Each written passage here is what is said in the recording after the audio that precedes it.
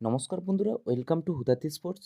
তো এই ভিডিওতে ইংল্যান্ডের বিরুদ্ধে প্রথম ওয়ানডে ম্যাচে ভারতের সম্ভাব্য প্রথম একাদশ কেমন হতে পারে তা নিয়ে কথা হবে। তো ভিডিওটি শেষ পর্যন্ত দেখতে থাকুন। ইংল্যান্ডের বিরুদ্ধে 3 ম্যাচের ওয়ানডে সিরিজ ভারতের কাছে আক্ষরিক অর্থেই আইসিসি চ্যাম্পিয়ন্স ট্রফির স্টেজ রিহার্সাল হিসেবে বিবেচিত হচ্ছে। এই সিরিজে চ্যাম্পিয়ন্স ট্রফির যথাযথ কম্বিনেশন নির্ধারণই হবে ভারতীয় টিম ম্যানেজমেন্টের সামনে আসল চ্যালেঞ্জ। জসপ্রীত বুমরা ছাড়াই ইংল্যান্ডের বিরুদ্ধে এই সিরিজে মাঠে নামতে চলেছে ভারতীয় দল। এই সিরিজে ভারতের চোখ থাকবে বেশ কয়েকজনের দিকে।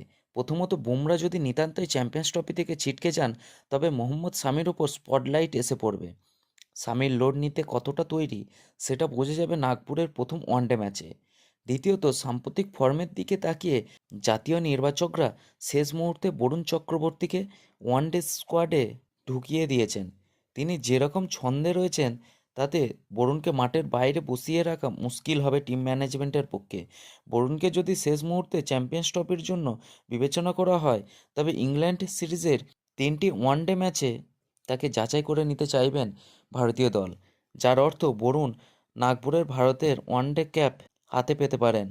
ভারতের ব্যাটিং লাইন আপ কার্যত সেট দেখাচ্ছে। ওপেনে রোহিত শর্মার সঙ্গে গিল ব্যাট করতে নামা পায় নিশ্চিত। যশস্বীকে এক্ষেত্রে বেঞ্চে বসতে হতে পারে। 3-এ বিরাট, 4-এ শ্রেয়াসের মাঠে নামা নিয়ে কোনো সংশয় নেই। পন্তের বদলে ভারতীয় শিবির উইকেট কিপার হিসাবে ব্যবহার করতে পারেন রাহুলকে। পেসার অলরাউন্ডার হিসেবে হার্দিক পান্ডিয়া এবং স্পিন অলরাউন্ডার হিসেবে রবীন্দ্র জাদেজা মাঠে নামা নিয়ে কোনো সংশয় নেই। অক্ষর প্যাটেল অথবা চোট সারিয়ে দলে ফেরা কুলদীপ যাদবের মধ্যে কোনো একজনের ভাগ্যে শিকে ছিটতে পারে।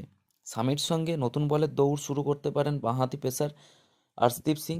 বরুণ দলে ঢোকায় ওয়াশিংটন সুন্দরের প্রথম একাদশে ঢোকার সম্ভাবনার রাস্তা কঠিন হলেও সন্দেহ নেই। তো ভিডিওটি এখান পর্যন্ত। যদি ভিডিওটি ভালো লেগে থাকে ভিডিওটি লাইক এবং শেয়ার করবেন এবং চ্যানেলটি সাবস্ক্রাইব করবেন। ধন্যবাদ।